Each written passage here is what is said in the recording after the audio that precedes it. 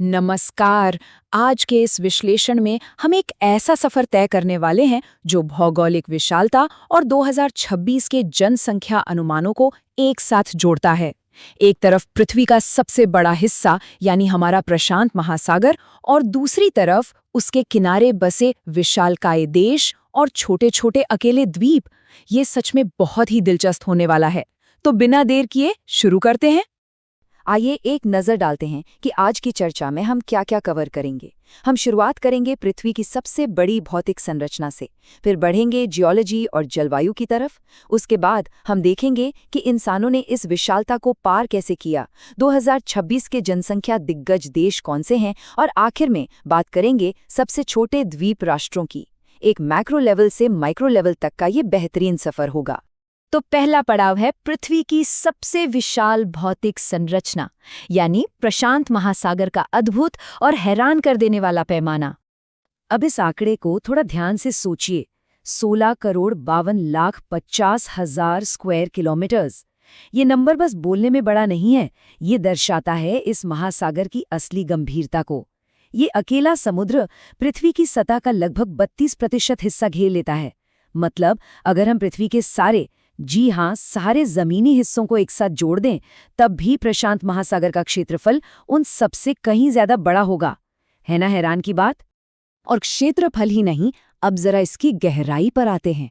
10,911 metres, ये Mariana trench की गहराई है, जो पृथ्वी पर ज्ञात सबसे निचला बिंदु है। इसे हम चैलेंजर डीप के नाम से भी जानते हैं। इसे ऐसे समझिए कि अगर माउंट एवरेस्ट को उठाकर इस खाई में उल्टा डाल दिया जाए तो भी उसकी चोटी पानी के लगभग 2 किलोमीटर नीचे ही रह जाएगी।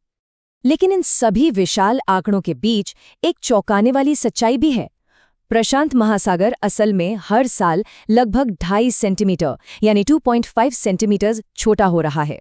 टेक्टोनिक प्लेट्स की गतिविधियों के कारण इसका बेसिन हर साल लगभग 0.52 स्क्वायर किलोमीटर सिकुड़ जाता है। ये कोई कल की बात नहीं, बल्कि एक ऐसी निरंतर प्रक्रिया है जो बिना रुके लाखों सालों से बिल्कुल ऐसे ही चल रही है। चलिए अब बढ़ते हैं भाग 2 पर, जियोलॉजी और जलवायु की चरम स्थितियां और वो ताकतें जो इस बेसिन को आकार देती हैं। इस सिकुड़ने की प्रक्रिया को और गहराई से समझने के लिए एंडेसाइट लाइन को जानना बहुत ज़रूरी है। असल में ये चट्टानों की एक ऐसी बाउंड्री है जो सेंट्रल पैसिफिक की गहरी चट्टानों को किनारों के डूबे हुए क्षेत्रों से अलग करती है। ये लाइन एक बंद आकार यानी क्लोज लूप बनाती है, जिसमें ज़्यादातर गहरी खाइयाँ आती हैं। और सबसे दिलचस्प बात यह है कि यही लाइन रिंग ऑफ फायर की भयंकर ज्वालामुखी गतिविधियों के लिए एक सीमा का काम भी करती है। और अगर जलवायु यानी क्लाइमेट की बात करें तो इस महासागर का प्रभाव किसी एक देश पर नहीं बल्कि पूरी दुनिया पर पड़ता है। ENSO यानी एल नीनो सदर्न ऑसिलेशन मौसम का एक ऐसा पैटर्न है जिसे समुद्र सतह के तापमान के औसत से मापा जाता है। यहाँ ध्यान देने वाली बात यह है कि नॉर्मल से सिर्फ 0.5 डिग्री सेल्सियस का मामूली सा बदलाव भी इन विशालकाय क्लाइमेट इवेंट्स को शुरू कर देता है, जिसका नतीजा ये होता है कि दुनिया के एक हिस्से में भयंकर सूखा पड़ता है और ठीक उसी वक्त दूसरे हिस्से में बाढ़ आ जाती है। अब इन क्रोधित जियोलॉजिकल ताकतों का नतीजा क्या निकला? इसका नतीजा है वो 25,000 से भी ज्यादा द्वीप जो इस महासागर में चारों तरफ फैले हुए हैं। इन्हें मुख्य रूप से हम 4 श्रेणियों में बांट सकते हैं। कॉन्टिनेंटल आइलैंड्स जो कभी महाद्वीपों का ही हिस्सा हुआ करते थे, हाई आइलैंड्स जो ज्वालामुखी से बने हैं, और बाकी 2 हैं मूंगों से बने कोरल रीफ्स और अपलिफ्टेड कोरल प्लेटफॉर्म्स। तो आइए अब आते हैं भाग 3 पर, इस विशालता को पार करना और जल पर मानव प्रवास। इन लहरों के बीच एक बेहद शानदार इतिहास छुपा है। सोचिए, उस जमाने में बिना किसी मॉडर्न टेक्नोलॉजी के ऑस्ट्रेनेशियन लोगों का प्रसार किसी चमत्कार से कम नहीं था। उन्होंने एडवांस्ड आउटरिगर नाव और क्रैब क्लॉ पालों का बेहतरीन इस्तेमाल करके इन दूर दराज के द्वीपों पर बसेरा किया।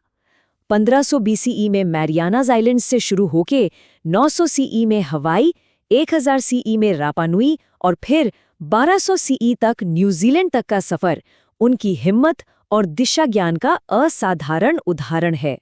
इन्हीं ऐतिहासिक यात्राओं के नतीजे में प्रशांत द्वीपों को 3 मुख्य सांस्कृतिक क्षेत्रों में बांटा गया: माइक्रोनेशिया, मेलेनेशिया और पॉलिनेशिया। आज भी हर क्षेत्र की अपनी एक प्रभावशाली पहचान और कल्चर है, जो सदियों से चली आ रही मानवीय बासावत का एक अटूट हिस्सा है। चलिए अब इतिहास से निकलकर आगे बढ़ते हैं भाग 4 पर। 2026 के जनसंख्या दिग्गज और किनारे पर बसे विशाल देश। तो हम बात करते हैं आने वाले कल की। 2026 के अनुमान बताते हैं कि पैसिफिक रिम के इन 3 मुख्य देशों की आबादी का स्केल आखिर कितना बड़ा होने वाला है। डेटा के हिसाब से चीना लगभग 1.41 बिलियन लोगों के साथ इस क्षेत्र का सबसे बड़ा जनसमूह बनेगा। उसके ठीक बाद यूनाइटेड स्टेट्स में 349 मिलियन और इंडोनेशिया में 287 मिलियन लोग होंगे। सीमाओं पर आबादी का इतना बड़ा जमावड़ा दर्शाता है कि कितने लोगों का जीवन इन्हीं लहरों के किनारे और इस ओशन पर निर्भर है। लेकिन जो बात सच में आपका ध्यान खींचेगी वो इस आंकड़े में छुपी है। दुनिया की आबादी का एक बहुत बड़ा हिस्सा सिर्फ इन 3 प्रशांत सीमावर्ती देशों में बसा है। चीन 17.02%, यूनाइटेड स्टेट्स 4.20% और इंडोनेशिया 3.47%। इन सब को मिला दें तो हम ग्लोबल आबादी के लगभग 1/4 हिस्से की बात कर रहे हैं। ये फैक्ट साफ साबित करता है कि पैसिफिक बेसिन वैश्विक जनसंख्या के लिए कितना बड़ा और महत्वपूर्ण केंद्र है। अब हम आते हैं अपने आखिरी और 5वें भाग पर, सबसे छोटे द्वीप राष्ट्र, विशाल सागर में छोटे बूंदों के समान। अब हम उन विशालकाय रिम देशों से फोकस थोड़ा शिफ्ट करते हैं और ओशन के बिल्कुल अकेले सूने हिस्सों की तरफ चलते हैं। इनके बीच का कॉन्ट्रास्ट देखिए। एक तरफ चाइना है जिसकी आबादी 1.41 बिलियन से ज्यादा होने का अनुमान है, और ठीक उसी महासागर के बीचों बीच नियो है, जहां 2026 में अनुमान के हिसाब से सिर्फ 1822 लोग होंगे। दोनों देश एक ही विशाल ओशन को शेयर करते हैं, लेकिन आबादी और आकार का ये अंतर दुनिया के 2 बिल्कुल अलग पहलुओं को दर्शाता है। इन छोटे द्वीपों का अकेलेपन इन आंकड़ों से और भी साफ हो जाता है। टुवालू में देखने जाएं तो सिर्फ 9,362 लोग हैं और वहां रहने लायक जमीन केवल 30 स्क्वायर किलोमीटर है। ये शायद किसी बड़े शहर के इंटरनेशनल एयरपोर्ट से भी छोटा एरिया होगा। टोकलाओ में कुल आबादी सिर्फ 2,691 है और जमीन बस 10 स्क्वायर किलोमीटर। और न्यूए में, जिसका जिक्र हमने अभी किया, वहां 1,822 लोग 260 स्क्वायर किलोमीटर में रहते हैं। ये द्वीप वाकई इस समुद्र की विशालता के आगे किसी छोटी बूंद के समान है। तो यहाँ इस चर्चा का एक सबसे महत्वपूर्ण बिंदु घूमकर वापस आता है। शुरू में हमने देखा था कि प्रशांत महासागर हर साल लगभग 2.5 सेंटीमीटर सिकुड़ रहा है। अब इन छोटे द्वीपों की स्थिति को ध्यान में रखते हुए सोचें तो जलवायु और ओशन का लगातार छोटा होना इनके आने वाले कल पर कैसा असर डालने वाला है। जो विशाल महासागर सदियों से इनका आशियाना रहा है, वो अब अपना रूप बदल रहा है। और इसलिए इस विश्लेषण को एक बड़े सवाल के साथ खत्म करना जरूरी हो जाता है। जैसे जैसे पृथ्वी की ये सबसे बड़ी भौतिक संरचना धीरे धीरे सिकुड़ रही है, तो इसका पानी साझा करने वाले उन विशालकाय आबादी वाले देशों और उन छोटे अकेले द्वीपों के भविष्य में आखिर क्या लिखा है? ये एक ऐसी चर्चा है जो हमारी ज्योग्राफी, इतिहास और जनसंख्या विज्ञान को एक साथ बांधकर हमें सोचने पर मजबूर करती है।